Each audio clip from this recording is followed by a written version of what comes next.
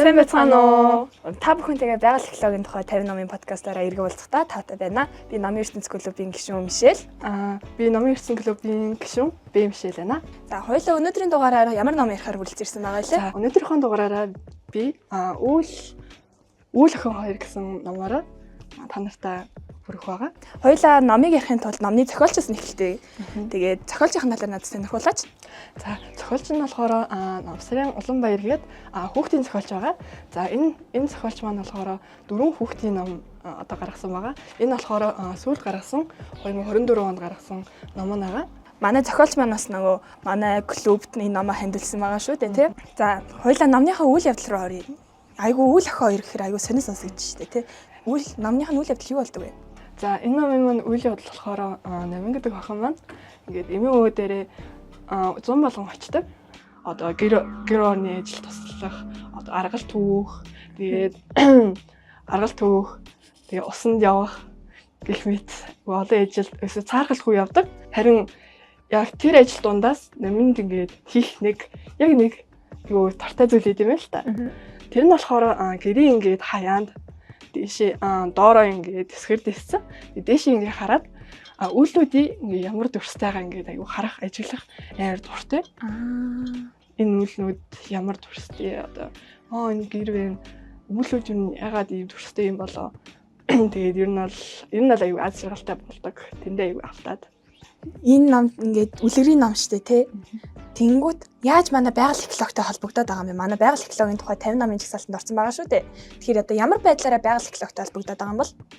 Энэ ном маань манай Намин гэдэг охин маань одоо хүмүүсийг одоо Намин гэдэг охин гэж харж үзвэл хүмүүс байгаль орчноо ингээд сайн ажиглаасаа байгаль орчныг те сайн үзээсээ ямар гоё байгальтай одоо манай Монголын нутаг байгалийн үзэсгэлэнт газрууд ямар сайхан бэ гэдгийг үзүүлэхийн тулд ер нь бол хөдөө нутагт те хүүхдүүдийг байгаль орчин бол маш үзэсгэлэнтэй. Тэгээ тэрийг сүйтгэж ер нь болохгүй.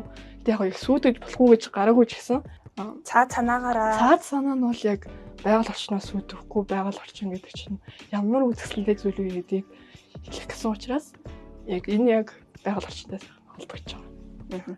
Мэдээж манай Монголын одоо хөдөө орон нутаг чинь аюу сайхан үзэсгэлэнтэй шүү дээ. Тэгээ уул ноод ус гол гээд тэнгүүд одоо манай Номын охин аюу их ажилт юм байна те. Ажилласан зүйлүүдээс нь чиний сэтгэлд үлцэнүүд байгаа болов чи бас ингээд өмнө нь анзаарж байгаагүй ч гэсэн одоо жишээ нь одоо бид бүгдээрээ л байгаль дэлхийг ажиллаж л байгаа шүү дээ. Ажиглах гэхээс илүү харж үзсэн юмнууд бол байгаа. Тэгээд чи энэ номыг уншаад өнөөрөө эн чинь ийм байдаг үлээ гэсэн тийм хэсэг байгаа юу? За эндээс надад үлдсэн хамгийн гоё зүйл гэвэл манай Намин гэдэг охин маань одоо дээшээ үйлсээ ингээ харахтаа энэ хонь хурааг 5 хошоо малын ингээ дүрсийг юу хардаг. Би тэгээд бодохдоо энэ үйлнүүд чинь бас төрстэй. Хүүхдүүд бас хүүхдийн сэтгэл гэдэг ямар гоё юм бэ гэж боддог. Би ч гэсэн хэрвээ хөдөө очивол тэр байгаль улсын одоо үлийн дүрсийг гоё ялгаж тийм гоё дүрсийг үзэх юмсан гэдэг юм төрсөн. Тийм би ч бас ингэ жоохон байхдаа айгүй их ингээд тэнгэрлөө ингээд шигтдээ штэ тий. Тэгэл тэнгэрлөө шигтж байгаа л хөөхийн ингээд үеэлтэйгээ айгүй их тэгж тоглодог байсан. Үйл рүү хараад энэ дүрс үсгэж юм гээд. Тэгээ манай Номын охин ч бас надтай ижилхэн тэгдэм болов гэж бас миний толгойд бодогдлоо. Энэ номыг уншаад чамд үлдсэн ингээд сургамж байгаа юу? Одоо зохиолч энэ номороо дамжуулаад уншигч олонд ямар сургамжийг хүргэхийг зорьсон бэ? Энэ Намин гэдэг охин маань бас айгүй мөрөөдөлтөй. Тэрүүгээрээ дамжуулаад эколог буюу энэ байгаль орчныг хүмүүс нүдэрээ үзээсээ тэгээд байгаль орчин чинь маш гоё, маш үзэсгэлэнтэй. Тэгээд тэрийг ер нь нэг олон хүмүүс анзаардаггүй. Одоо биднес ч адилхан, манай үеийнхэн ч адилхан одоо хүүхдүүд бол уусаа тэрийг мэддэг ч гэсэн гэтээ ойлгодоггүй юм. Тийм ойлгохгүй. Гэтээ бас томчууд бас тийм байгалаа хамгаалах тэрийг ерөөсөй ойлгодог юм шиг санагдсан. Одоо жишээ нь гадаа хог хайдаг ч юм уу. Тэгээ гадаа хог хайдаг юм чинь маш соёлгүй зүйл. Байгаль орчиндөө маш хохирдол учруулдаг. Тэгээд үүнээс ахуулаад манай эколог усны бохирдол, агаарын бохирдол Тийм. зөндөө юм байдаг. Аюул олон нөгөө асуудал гарч ирж байгаа шүү дээ тий.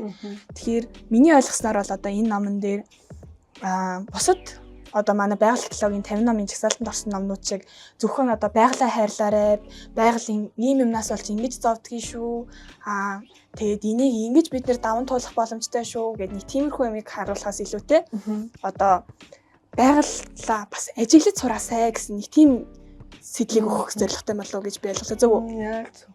Чи тэгвэл бас ингээд дараа нь энэ номыг ингээд уншчаад ингээд гадаа ингээд гарсан чинь ингээд хөөх гэж бодоод ингээд байгаль наглаа ингээд ажилласан арай нэг тийм өөр нүдээр харж үзсэн үү? Тэгэлгүй яах вэ? Гэтээ ингээд сургуулаас гэрээсээ ингээд сургуулаасаа ирэхэд би ер нь дандаа алхдаг байхгүй юу?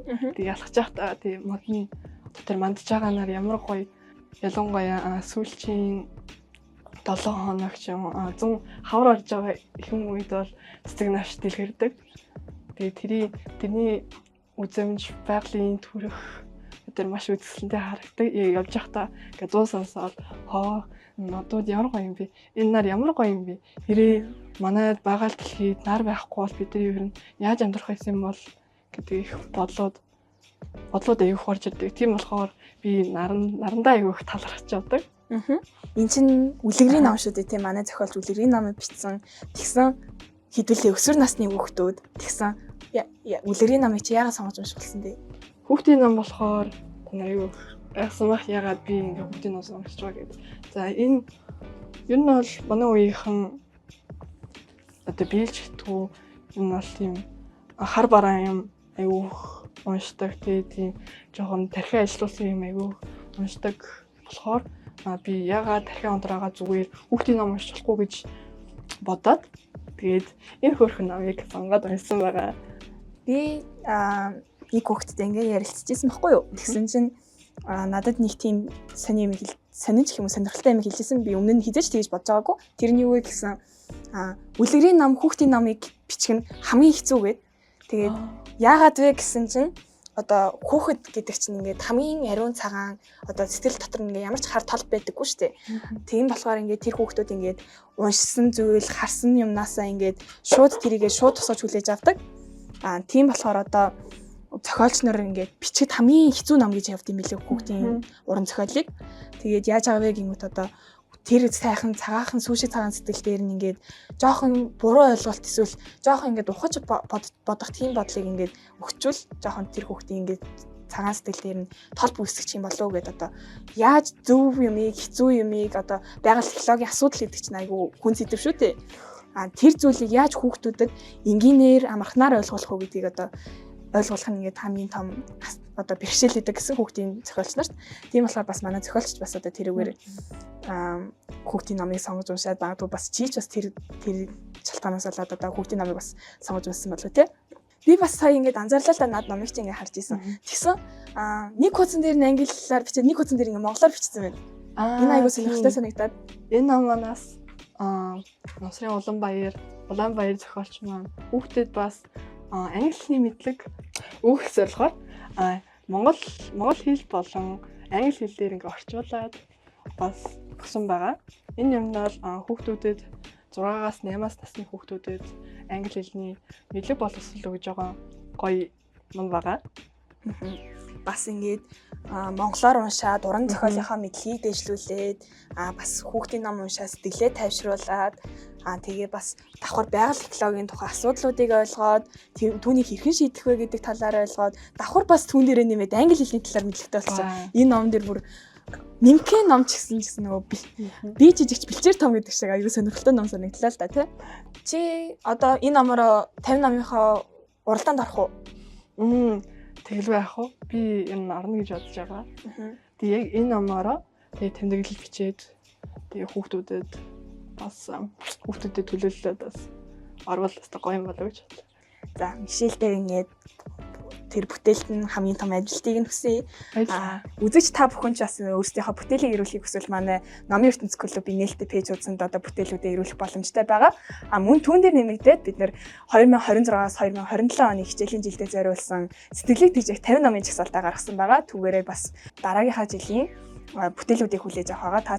Та хэд бас ингээд дараагийнхаа бүтээлүүдийг ирүүлэх боломжтой шүү. Энэ сайхан үйл охин хоёр гэсэн сонирхолтой номыг ярьж өгсөн Мишельд үнэхээр их баярлалаа. Баярлалаа. Та бүхэнтэйгээ дараагийн дугаараар уулзлаа. Баяртай.